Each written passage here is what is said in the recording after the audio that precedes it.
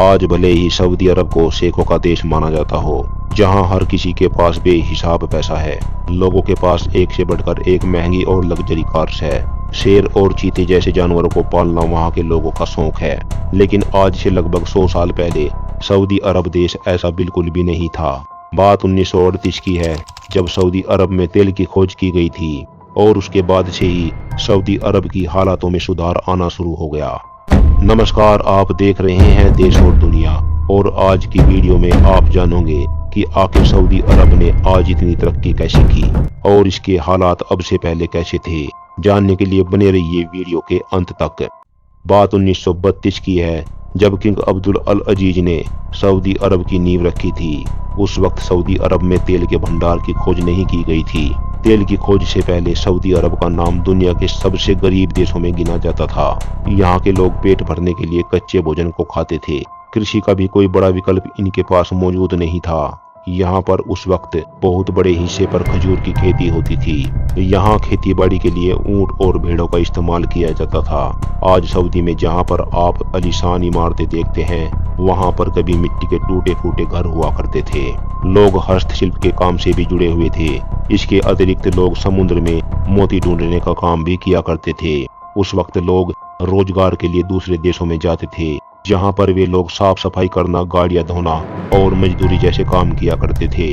उस दौर में सऊदी अरब के पास कमाई करने का स्रोत केवल मक्का मदीना ही था। इस्लाम धर्म के लोगों के बीच हज को लेकर एक विशेष मान्यता रही है। हज आने वाले लोगों के जरिए सऊदी अरब के लोग कमाई किया करते थे और कई वर्षों तक ऐसा ही देश में चलता रहा। उस दौर में पानी के कुएं कुछ ही घरों में हुआ करते थे, लेकिन रेगिस्तान होने के कारण वे सभी कुएं धीरे धीरे सूखने लगे थे। उस समय अधिकतर इलाकों में बिजली तक भी नहीं पहुंच पाई थी। साल 1950 तक भी सऊदी अरब के हालात वैसे के वैसे ही थे। उस समय सऊदी अरब के हालात काफी खराब थे। लोग ऊंटों पर सामान ढोते थे। लोग फुटपाथ और सड़कों पर दुकानें लगाया करते थे और सामान बेचा करते थे।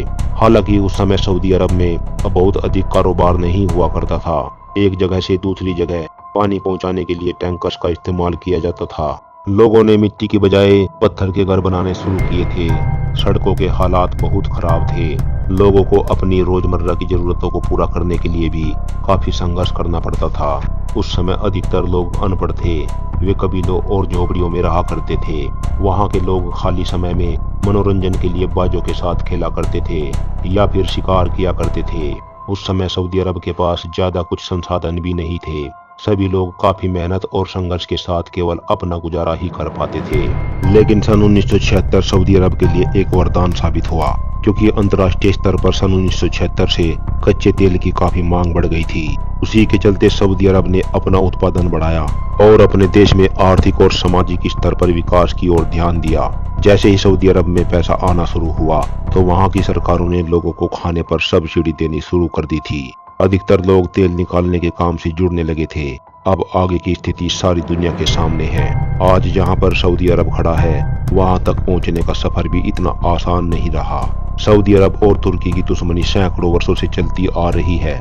7वीं सदी के दौरान मिडिल ईस्ट के देशों में इस्लाम धर्म का प्रचार प्रसार बड़ी तेजी से किया जा रहा था और लोग बड़ी संख्या में इस्लाम धर्म कबूल कर रहे थे।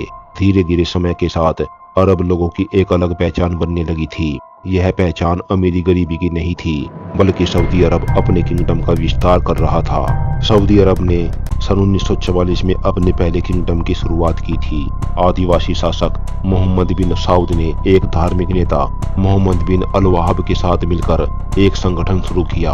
1986 में सऊदी अरब ने अपने विजय मिशन की शुरुआत की और मक्का मदीना को जीत लिया।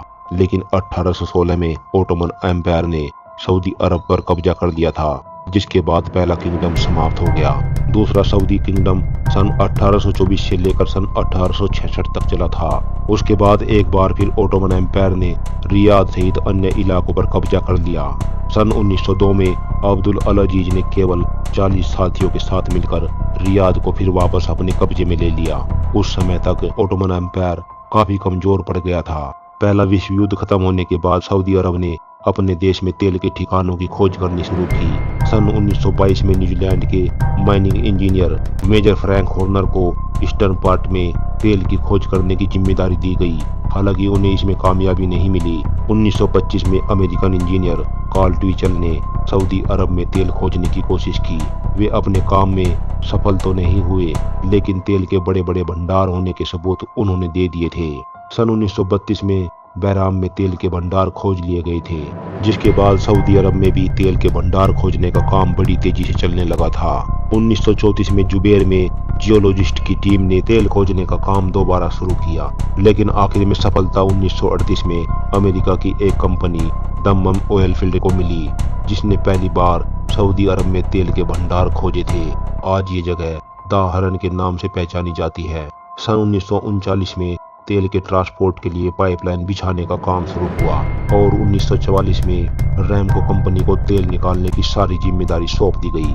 आज के समय में सऊदी अरब के पास तेल के कितने भंडार मौजूद है, उसका सही अनुमान किसी के भी पास नहीं है, क्योंकि सऊदी अरब इस तरह के किसी भी मुद्दे को काफी गोपनीय रखता है। हालांकि कुछ आंकड़ों के अनुसार सऊदी अरब के पास लगभग 250 बिलियन बैरल तेल अभी भी मौजूद है, लेकिन इस तरह के आंकड़ों को पूरी तरह से सही नहीं माना जा सकता, क्योंकि सन 1987 में सऊदी अरब ने कहा था कि उनके पास 170 बिलियन बैरल तेल का भंडार है और 1989 में यह आंकड़ा बढ़कर 210 बिलियन बैरल कर दिया गया था। रिपोर्ट्स की माने तो 2016 तक सऊदी अरब अपने देश में 94 बिलियन बैरल तेल निकाल चुका है और आज हर रोज सऊदी अरब 10 मिलियन बैरल से अधिक तेल निकाल रहा है। इस हिसाब से उनके पास तेल का कितना बड़ा भंडार मौजूद है, ये सही से नहीं कहा जा सकता। सऊदी अरब अपनी आलीशान और लग्जरी लाइफ के लिए जाना जाता है, लेकिन जल्द ही सऊदी अरब की खुशियों में खलल पड़ सकती है, क्योंकि कुछ देश डीजल और पेट्रोल पर अपनी निर्भरता कम कर रहे हैं। वे अतिरिक्त संसाधनों की खोज में लगे हैं।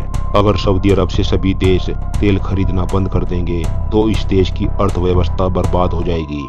अर्थव्यवस्था को बचाने के लिए सऊदी अरब ने अपने देश में टैक्स सिस्टम लागू कर दिया है। अब सऊदी अरब अपने देश में एजुकेशन और टूरिज्म को काफी बढ़ावा दे रहा है। उदाहरण के तौर पर देखा जा सकता है कि दुबई की 2% अर्थव्यवस्था ही केवल ऑयल इंडस्ट्रीज पर निर्भर है और अधिकतर पैसा दुबई अपनी टूरिज्म इंडस्ट्री से कमा रहा है। IMF ने सऊदी अरब को सलाह दी है कि वह अपने खर्चे कम करे और सिस्टम डेवलपमेंट की ओर ज्यादा ध्यान दे।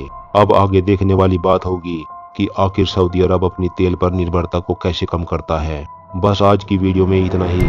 फिर मिलेंगे अगली वीडियो में कुछ ऐसी ही जानकारी के साथ। वीडियो में यहाँ तक बने रहने के लिए आप सबका धन्यवाद।